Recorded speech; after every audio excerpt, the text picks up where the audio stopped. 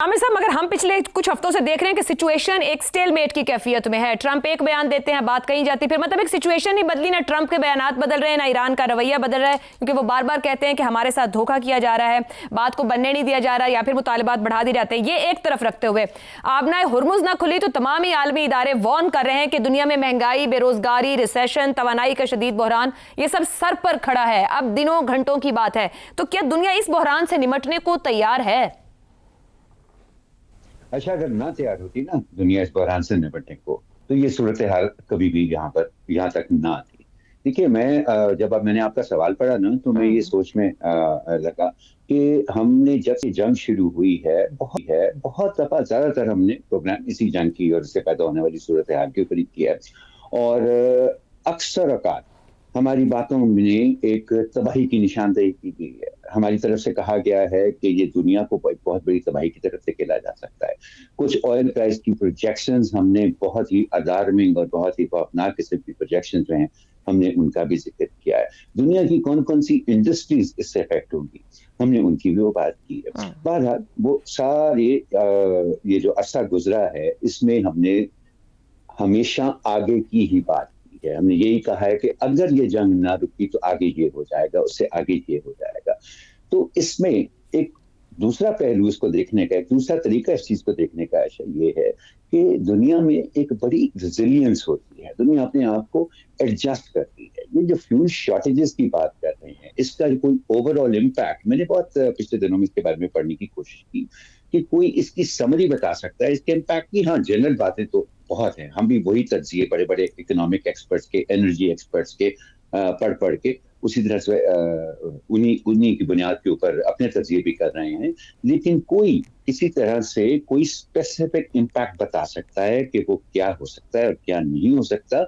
और उससे भी ज्यादा इम्पोर्टेंट, कोई हमें क्लियरली ये समझा सकता है कि अगर ये सूरत हाल वाकई कई महीने और चलती है, तो दुनिया का जो उससे एडजस्टमेंट करने का तरीका होगा वो क्या होगा। आपको एक छोटी सी एक मिसाल देता हूँ। देखिए, जब क्यूबा के ऊपर सैंक्शंस लगी ना, तो सबसे ज्यादा इम्पैक्ट उनका खाने की सूरत हाल के ऊपर है। उनकी जो फूड सिक्योरिटी थी सबसे ज्यादा मुतासिर हुई। यहाँ तक आशा कि कैलोरी इनटेक पर person, per capita calorie intake Cuba में एक वक्त आया 1/3 तक कम होगी, 33% कम हो गई लोगों में। उसका हल क्या उन्होंने निकाला, वहां पर एक अर्बन गार्डनिंग का एक बहुत बड़ा रिवाज शुरू हुआ, और उससे चलते हुए उससे बात शुरू हुई। और फिर एक ऐसा वक्त आया कि उन्हीं हालात, उन्हीं सैंक्शंस के अंदर क्यूबा ने अपने मुल्क के अंदर एक दुनिया का सबसे बेहतरीन हेल्थ केयर सिस्टम बना लिया, जहां इलाज कराने के लिए बड़े बड़े अमीर जो है वो अमरीकी भी जाते हैं।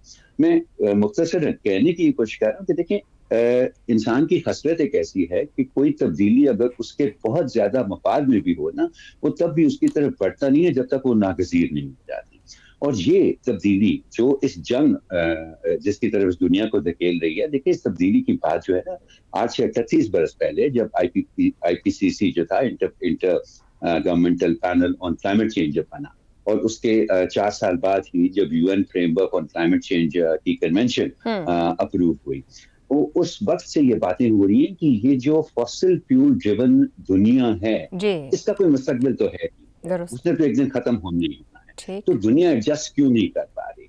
तो मेरे ख्याल में एक बहुत बड़ा, ठीक है, शॉर्ट टर्म के अंदर तकलीफ होंगी, लोगों को मुश्किलें पड़ेंगी, पाकिस्तान जैसे मुल्कों को खसूसी तौर पे, लेकिन वो जो धक्का दुनिया को चाहिए था ना, दुनिया बदलती है अपने तौर तरीके, तो या वो जंग की वजह से बदलती है या वो नेचुरल डिजास्टर की वजह से बदलती है। और यहाँ तो मेरा ख्याल है ट्रंप को भी हमें एक नेचुरल डिजास्टर ही समझना चाहिए। तो मेरा ख्याल है वो जो मूवमेंट है ना टुवर्ड्स दैट चेंज, जिसकी तरफ दुनिया ने जाना है इवेंचुअली, वो थोड़ा सा स्पीड अप हो जाएगी, जितनी भी मुश्किलें रास्ते में आए। दुरुस्त हो गया। रज़ा रूमी साहब, आलमी सरमायादारी निजाम के रखवाले जो वार्निंग्स दे रहे हैं माशी जल्जले को लेकर, आपके ख्याल में उसको कितना संजीदगी से देखने की जरूरत है? जिम्मेदार अमेरिका है या ईरान, और खतरा किसको बड़ा है इससे? आबनाए हुर्मुज की जो बंदिश है वो उससे तेल की कीमतें तो ऊपर गई वक्ती तौर पर, मगर अब ये देखिए कि ये रोजाना की बुनियाद के ऊपर जो टोटल सप्लाई है दुनिया भर में, उसमें कमी आ चुकी है। और वो कमी जो है वो उसको पूरा करने के लिए आपको मजीद कई महीने चाहिए होंगे, शायद 1 साल भी लग सकता है, कि जब तक जो तेल की शॉर्टेज या दीगर जो सप्लाईज वहां से गुजरती हैं, जिनमें कि मुख्तलिफ तरह की अहम इंडस्ट्रियल रॉ मटेरियल्स हैं, वो उनकी भी किल्लत जो है अब वो सामने आ रही है। फर्टिलाइजर का पहले जिक्र हुआ, फिर उसके बाद बहुत सारी ऐसी जो डिफेंस प्रोडक्शन और इंडस्ट्री के अंदर जो कुछ इस्तेमाल होता है वो इससे इम्पैक्ट हुआ। और ये अब एक सीरियस मसला यूं है कि अगर ये कोई डील नहीं होती, ये एमओयू जिसे कहा जा रहा है, और आबनाए हुर्मुज़ जल्द नहीं खुलती, तो फिर उससे तो पूरी आलमी मईशत जो है वो उसकी लपेट में आ जाएगी। तेल और गैस की कीमतें और कितनी आप पाकिस्तान में तो बहुत ज्यादा इंक्रीज हुई है, हिंदुस्तान में इंक्रीज हुई है, लेकिन वो मजीद उनमें इजाफा होगा। मगर अजहर उम्मी साहब, फिर क्या दुनिया देख भी रही है कि इसका असल में जिम्मेदार कौन है? अगर लोग सफर कर रहे हैं, कुछ तो ये भी रिपोर्ट्स आ रही है कि लास्ट मंथ में कंजम्पशन भी कम कर दी लोगों ने, जो अभी आमिर साहब भी बात करते हैं कि लोग एडजस्ट करें, लेकिन कोई जिम्मेदार भी तो है इस तमाम सफरिंग का। देखिए, जिम्मेदार तो फिर आयशा आपके इसमें तो कोई वो इतनी बड़ी मिस्ट्री नहीं है। जिम्मेदारी तो मुकम्मल तौर के ऊपर अमेरिका और बल्कि इजराइल के ऊपर आयद होती है, जिन्होंने इस बेकार की जंग को स्टार्ट किया और पूरी दुनिया को धचका दिया। प्रॉब्लम यह है कि उनकी कोई अकाउंटेबिलिटी नहीं है, क्योंकि ताकतवर जो ममालिक हैं, जो हमारा इस वक्त इंटरनेशनल सिस्टम है, उसमें इनकी कोई अकाउंटेबिलिटी नहीं होती। देखिए, पहले जो जंगें हुई उनका किसी ने कोई जवाब लिया है अमेरिका से? इराक में कितने 1 मिलियन से ज्यादा लोग मारे गए, सीरिया में जो कुछ हुआ, लिबिया में जो कुछ हुआ, और ममालिक में जो कुछ हो रहा है, कोई पूछने वाला तो है नहीं। और यही वजह है कि अगर हम इस वक्त अक़वाम मुत्तहिदा एक स्ट्रॉन्ग इंस्टीट्यूशन होता, सिक्योरिटी काउंसिल के पास कोई पावर्स होती और कोई वीटो के अलावा कोई तरीका कार होता उसको मैनेज करने का, तो फिर आज ये सवाल पूछ रहे होते कि भाई आपने ऐसा क्यों किया, जिससे कि ना तो आपको कोई नतीजा हासिल हुआ, बल्कि उल्टा आपने एक आम पाकिस्तानी, एक आम हिंदुस्तानी और वो लोग जो कि तेल, इंपोर्टेड तेल पर डिपेंडेंट है, उनकी जिंदगी को अजीरन कर दिया है। और ईरान का जो हाल किया है वो तो सो किया ही है।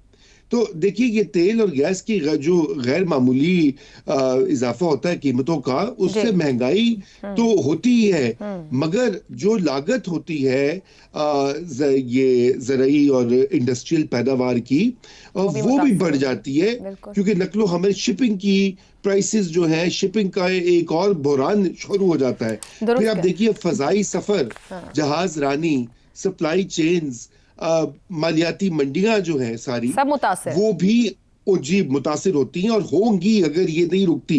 यही वजह है कि एक बहुत बड़ा जो अमेरिका के अंदर भी एक बहुत बड़ा तबका जो है हुकूमत के अंदर भी, और जैसे आपने कहा सरमायादाराना निजाम के रखवाले जो हैं, वो ट्रंप पर को प्रेशर डाल रहे हैं कि ये इसको बंद करवाओ, बंद करो और कोई समझौता करो। बड़ी अहम बात है कि आलमी सरमायादारी निजाम के जो रखवाले हैं, इदारे हैं, वो वार्निंग्स दे रहे हैं क्या होने को। ट्रंप भी ऐसा दिखता है जैसी गुफ्तगू भी कहीं ना कहीं सिचुएशन को कंट्रोल करते हैं, लूज करते हैं और कंट्रोल करते हैं, खत्म करने की तरफ नहीं बढ़ पा रहे, यानी कि फैसला नहीं ले पा रहे, कहां फंसे हुए हैं, ये भी आने वाले दिन बताएंगे।